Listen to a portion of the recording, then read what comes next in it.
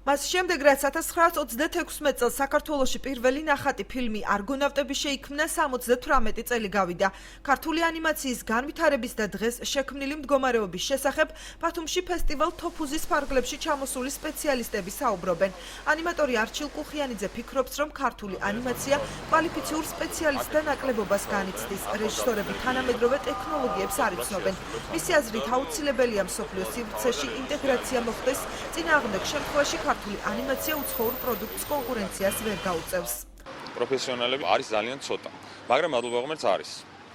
და არიან ის ადამიანები, ვინც შეიძლება ასწავლოს, თუმცა კიდევ ერთი რაც ჩვენ გვაკლია არის საერთაშორისო გამოცდილება. სხვა ქვეყნებისგან უნდა ვისწავლოთ ჩვენ როგორ დავიწყოთ კეთება, როგორ თანამედროვე ანიმაციის კეთება, იმიტომ რომ ჩვენ გვყავს ძველი, ასე ვთქვათ, ვეტერანი ანიმატორები და ვეტერანი ანიმაციის რეჟისორები, თუმცა დროთა განმავლობაში შეიცვალა ეს ყველაფერი და ეხლა უკვე აი სხვა სტანდარტებია, რომელიც თუ არ დავაკმაყოფილეთ, ჩვენ ვერ გაუწევთ კონკურენციას სხვა ქვეყნების ანიმაციურ ფილმებს.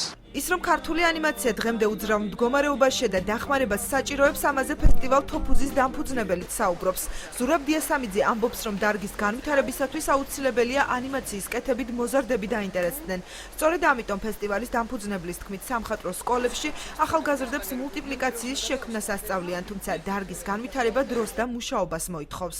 ქართული ანიმაცია მოგეხსენებათ საბჭოთა კავშირის დანგრევის შემდეგ გაჩერდა და აი დღესაც აი ვერ დადგა იმ დონეზე, როგორ დონეზეც თქვათ ჩვენ ვოცნებობთ რომ იყოს, მაგრამ აი ზორები რაღაც არსებობს, მაინც თუნდაც ეს ფესტივალი, რომელიც ტარდება ყოველწლიურად, ეს იძლევა იმედს, რომ მომავალში საინტერესო პროექტები განხორციელდება, ბევრი ბავშვი ისწავლის, ბევრი ახალგაზრდა მოვა ამ დარგში. როგორც ირკვევა, ანიმაციის განვითარების ხელშეწყობისთვის აჭარის განათლების სამინისტრო მიზნობრივი პროგრამების ფარგლებში არც ერთ ღონისძიებას არ ახორციელებს.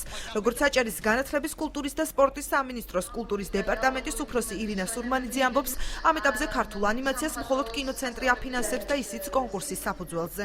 ჩვენი პროგრამების ფარგლებში ამჯერად ამ კუთხით არაფერი არ იგეგმება. წელს ბოლო წლებში კინოცენტრი ძალიან ბევრ კონკურსს აცხადებს და მათ შორის ანიმაციის ხელშეწყობის მიზნით, ასევე ჩვენ სამინისტროს ჰქონდა ერთ-ერთი პრიორიტეტი ანიმაცია. ოფიციალური მონაცემებით დღემდე 400-მდე ქართული ანიმაციური სურათია შექმნილი, თუმცა საქართველოში მათგან მხოლოდ 70-ის ასლია შემონახული.